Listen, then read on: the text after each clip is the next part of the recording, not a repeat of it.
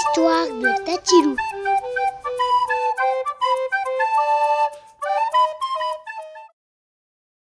Chloé, l'araignée. Il était une fois une petite araignée, noire et velue à souhait, qui s'appelait Chloé. Elle habitait une maison de poupée sous les combles d'une vieille demeure, dans un endroit très sombre et très poussiéreux où jamais personne n'entrait.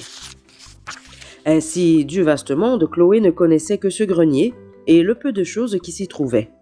Une malle en osier, quelques livres du temps passé, une boîte à papillons qui lui servait de garde-manger et une poupée appelée Bébé pour qui elle brodait des cols en dentelle.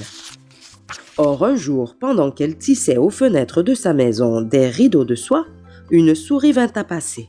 Si tu me donnes un peu de ton fil, je te dirai comment trouver un jardin où les papillons sont tendres à croquer. Aussitôt dit, aussitôt fait.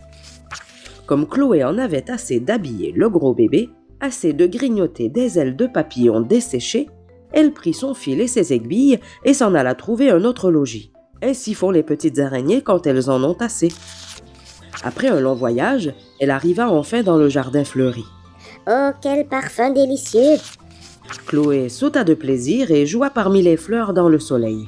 Suspendue à son fil, elle glissa jusqu'à l'arbre à papillons. Prenant appui sur 2 brindilles, elle tissa une toile très serrée. Mais une fois son ouvrage terminé, un furieux coup de vent secoua les arbres du jardin et emporta notre araignée qui poussa un petit cri et moitié de colère, moitié de frayeur. Elle vola un moment puis retomba plus loin, toute décoiffée, aux portes d'un palais. Par le trou de la serrure, elle pénétra dans une salle brillamment éclairée et richement décorée. Devant tant de beauté, Chloé se dit qu'il fallait qu'elle aussi embellisse ce salon de la plus belle de ses toiles. Et elle se mit aussitôt au travail.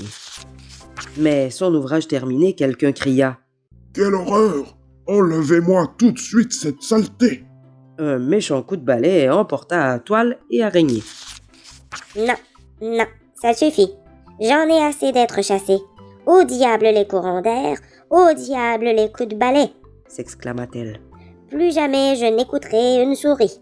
Et elle s'en fut en toute hâte. Voilà comment se termine cette histoire. Notre araignée retrouva enfin avec plaisir son grenier poussiéreux, sa maison de poupée et Bébé qui l'attendait. Si vous ne passez pas en courant d'air un balai à la main, vous pourrez toujours aller voir Chloé. Peut-être tissera-t-elle un petit col pour votre poupée, ou bien un petit nœud pour votre ours, qui sait.